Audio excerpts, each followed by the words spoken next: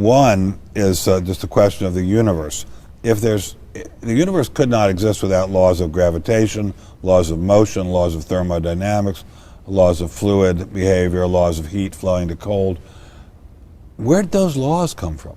We don't just have chaos, we have an extremely precise set of laws that govern the operation of the universe and make life and make even inanimate existence possible.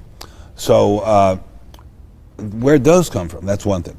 A second thing is, if you were to say, well, there was nothing and then there was something, well, how did that happen? How did one day there be nothing and then one day there was something? What happened there?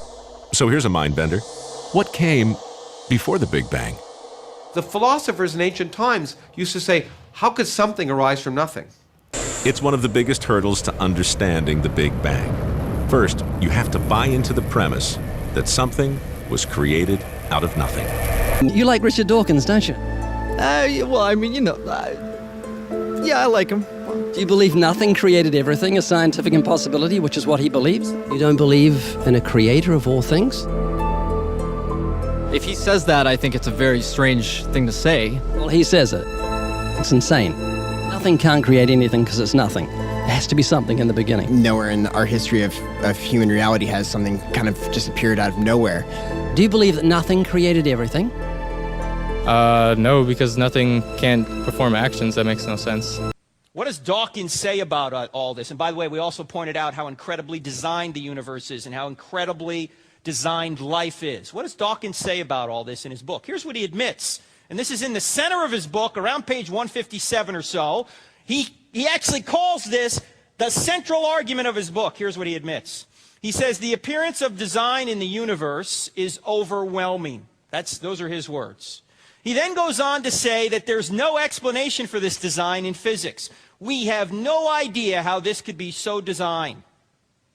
Yeah, well, I think intelligent design is the only possible scientific position to hold, because we have intelligence in the universe. It has to come from intelligence. Because we have complexity, it has to come from complexity. The intelligent design is the only rational way to view the universe. Somebody intelligent made it. Religion and who that intelligence is. Does it ponder you who made the intelligence?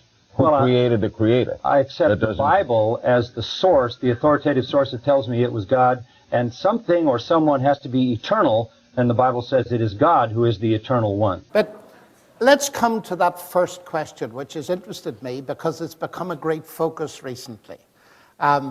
Both in North America and Britain and in Europe. Everybody's talking about it. I thought I'd left it behind in Russia.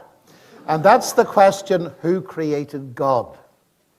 And Dawkins has made it the heart of his book, The God Delusion. I was staggered when I found it there. What I mean about Russia, ladies and gentlemen, is I used to get this all the time in the Academy of Sciences when I was traveling out to Russia in the late 1980s and the early 1990s, you see. That it was almost the first question. If you believe that God created the universe, then logically you've got to ask the question, who created God? And then you have to ask, who created the God that created the God that created the God that created the God that created God? And so on ad infinitum. And that was the end of God, of course. And that's exactly what Dawkins says in The God Delusion. Well, let's analyze it for a moment. Who created God? If you ask that question, it shows you've immediately categorized God as created. So you're talking about a created God. Now you imagine if Richard Dawkins had written a book called The Created God's Delusion. I don't think many people would have bought it. Because I don't need him to tell me that created gods are a delusion. We usually call them idols, incidentally. But you see, this question... This question is extremely interesting because it's an illustration of a question that already rules out the explanation that's most likely to be true. Because the Christian claim is that God wasn't created. So if God was uncreated, in the beginning was the Word, and I'm coming to your 3-in-1 now, and I'm bringing it in obliquely. In the beginning was the Word was with God, and the Word was God. He already was. So the central Christian claim is, and in Judaism and Islam, of course, equally, is that God is eternal. So the question, by definition, doesn't even apply to him.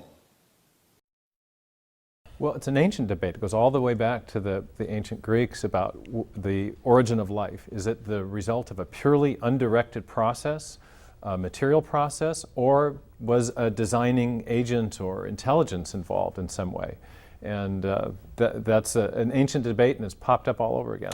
Richard Dawkins has talked about this debate. Which side is he on? Well, he's on what we call the materialist side. He thinks the undirected processes have done it. He says that biology is actually the study of complicated things that give the appearance of having been designed for a purpose, where the key word is, for Dawkins, appearance. Things look designed, but they're not really designed. They don't owe their origin to an actual intelligent designer of any kind. And Francisco Ayala, he also has said that, and he's past president of what? American Association for the Advancement of Science. And he says that it was Darwin's greatest accomplishment to show that the directive organization of living things can be explained as the result of a natural process, natural selection, without any need to invoke a designer or a creator of any kind.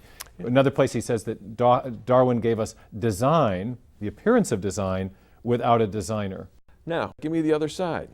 Well, the alternative view is the theory of intelligent design, which says that living things give the appearance of design because they really are designed, and that you can tell when you examine the scientific evidence. The theory of intelligent design is a pretty simple idea at root. It's the idea that we can detect the activity of intelligent agency in the effects that they leave behind. If you go to Mount Rushmore, for example, you see the beautiful faces on the mountains there, and you realize that a sculptor played a role.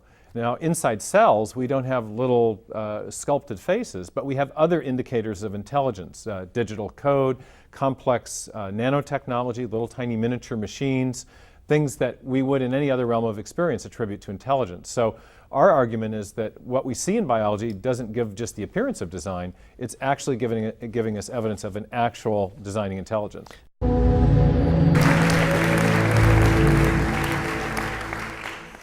Thank you very much, ladies and gentlemen. I believe in God. I believe in the supernatural God who created the heavens and the earth. I believe in a God who holds the heavens and the earth in existence. I believe that on the basis of rational evidence, similar to the beliefs held by the founders of this house, who gave this university the motto, Dominus Illuminatio Mea. They saw no contradiction between faith in God and the utmost excellence in rational inquiry. And if I dare mention my alma mater of Cambridge in this holy place, I would remind you that on the door of the Cavendish Laboratory in Cambridge are written the words, "Great are the works of the Lord, studied by all who delight in them." And as we look at the rise of science in the 16th and 17th centuries, Alfred North Whitehead and many others commented that men became scientific because they expected law in nature, and they expected law in nature because they believed in a lawgiver. So, ladies and gentlemen, I'm not ashamed of being both a scientist and a Christian, because arguably Christianity gave me my subject. What I am amazed at is that serious thinkers today continue to ask us to choose between God and science. That's like asking people to choose between Henry Ford and engineering as an explanation of the motor car.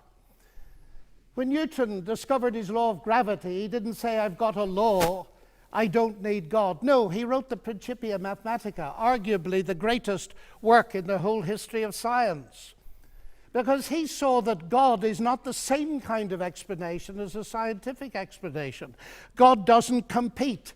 Agency does not compete with mechanism and law. Why is there something rather than nothing?